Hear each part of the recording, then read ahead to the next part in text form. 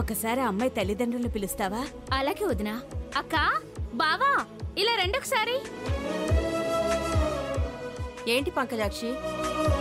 మా అత్తగారు ఊర్లో రాజావారని జమీందారు గారు ఉండేవారని చెప్పాను, గుర్తుందా? గుర్తుంది. ఆయన భార్య రాజ్యలక్ష్మి గారు. నమస్కారం అమ్మా. నమస్కారం అండి. రాజావారు తెలియంది ఎవరండి? ఆ మహానుభావుణ్ణి పని మీద 2-3 సార్లు కలిశాను. అలాగా, చాలా సంతోషమండి. మిమ్మల్ని ఇప్పుడే ఎందుకు పిలిచానంటే మీ అమ్మాయి మాకు చాలా బాగా నచ్చింది. మీకు అభ్యంతరం లేకపోతే మీతో సంబంధం కలుపుకోవాలనుకుంటున్నాం.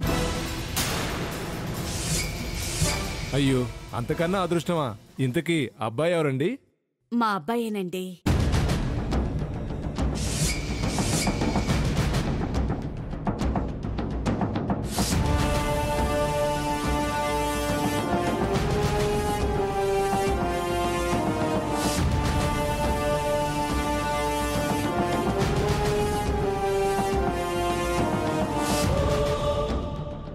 ఒక్క విషయం కూడా దాచకుండా అన్ని వివరంగా చెప్పేశాను.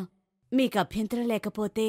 మీరు చెప్పాక మాకు అభ్యంతరం ఏముంటుందండి? రేపే పెళ్లి చూపులకొస్తాం. అలాగే, చాలా సంతోషమండి. బయలుదేరుతామండి. అలాగే వదినా, వాళ్ళని పంపించేసి. అలాగే. ఏంటి ఆ అమ్మాయి తల్లిదండ్రులతో సంబంధం పెళ్లి చూపులు అంటున్నారు? ఎవరికి? ఎవరికో చేస్తాం. అవన్నీ నీకు చెప్పాలా? చెప్పాల్సిందే. మా అన్నయ్యకి చేయబోతున్నాం. ఏంటేంటేంటేంటి? మీ అన్నయ్యకా? అవును, వాళ్ళు కూడా ఒప్పుకున్నారు. నో, నేనుండగా మీ అన్నయ్యకి మళ్ళీ పెళ్ళా? నేను ఒప్పుకోను.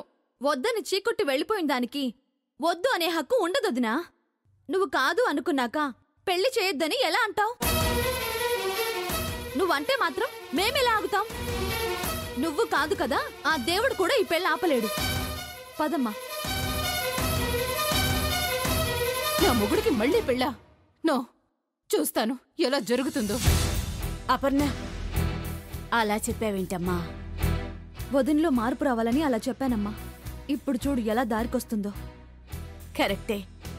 భర్త మీద ప్రేముంటే ఖచ్చితంగా దారికొస్తుంది. సర్లే, పద వెళ్దాం.